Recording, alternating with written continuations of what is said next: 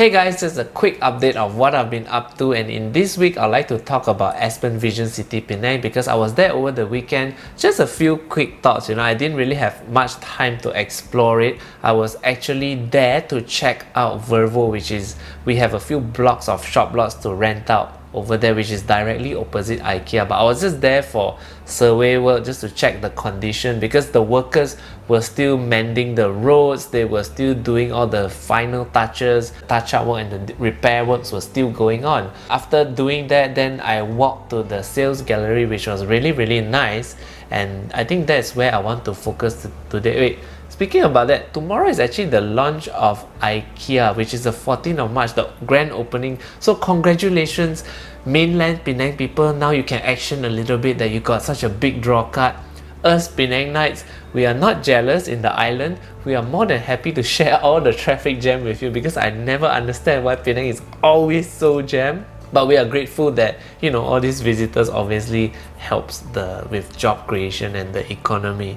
So now let's go back to the sales gallery. So obviously I could see that wow, this model is very impressive, and immediately on top of my head I was like, wait, those buildings actually look really huge. Like, it's no small project, it's fully integrated. They have this vision of wanting to achieve a smart city. So for some of you who might not be so familiar with a smart city, it is in a very simplified explanation, digitization and using information technology to curate and create a better city that we can all live in, and we leave less footprint behind that is damaging to the environment. I think that's the goal. So that, it is, in a nutshell, is what a smart city is. And then that got me thinking, like, okay, now IKEA is going to open. It's the first conversation starter, is the catalyst for 6 to 12 months. What will happen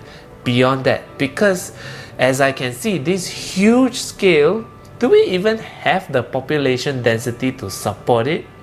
I think right now, no. And it's going to take a little while to actually build it up, because when I look at other neighboring tamans, right, it's all like small tamans.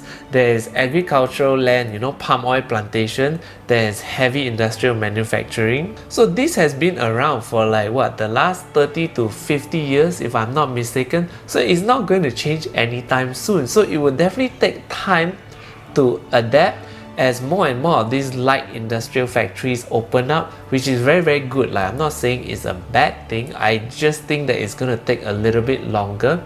And finally, I'm so happy that one developer has taken the challenge to go all out, think about the future, because I think in the past a lot of the developers are a little bit stingy and kiamsiak, whereby they'll just develop a standalone building, and it's just that like the facilities are really bad. That causes a lot of people who get upset over like not enough parking, a lot of traffic problems. For the first time when I was visiting that place, I could see that the developers are actually preparing better walkways, more facilities for people to go out, and more integration. So what I hope is that eventually it will also spread around into other neighborhoods, and I'm super curious as to how that will pan out. Speaking about that, we do have a strong case, because I remember, if I remember correctly, Queens Bay was once an abandoned building, and look what it is now. Stay tuned for my video about Vervo.